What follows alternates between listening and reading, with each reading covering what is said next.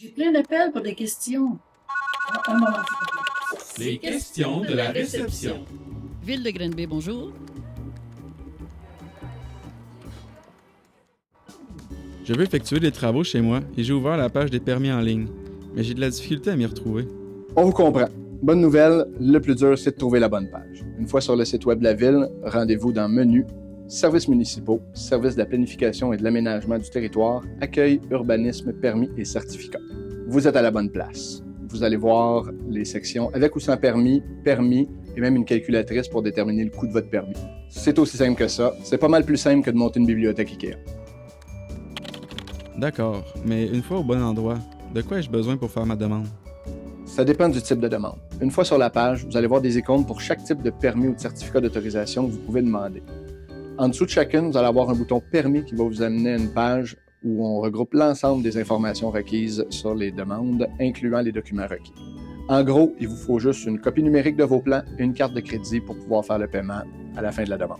Ah, et pour accéder à la plateforme en ligne, vous allez devoir cocher une petite case au bas du tableau. C'est notre manière à nous de nous assurer que vous n'avez pas simplement défilé jusqu'au bas sans lire les informations importantes. Moi, les normes, je les connais pas. Est-ce que ça va être compliqué? On vous a entendu, et cette année, on a ajouté une quarantaine de fiches de réglementation simplifiées. Elles ne remplacent pas les règlements, mais elles les rendent beaucoup plus accessibles. Et si vous avez encore des questions, n'hésitez pas à nous appeler, venir nous voir ou nous écrire. On vous promet qu'on est gentil. En plus des travaux prévus, je souhaite couper quelques branches et abattre un arbre que je n'aime pas. Ai-je besoin d'un permis pour cela? Non, ça prend pas de permis. Pour tailler les branches, il vous suffit de remplir une déclaration de travaux gratuite en ligne et de vous limiter à un volume de 20% des branches.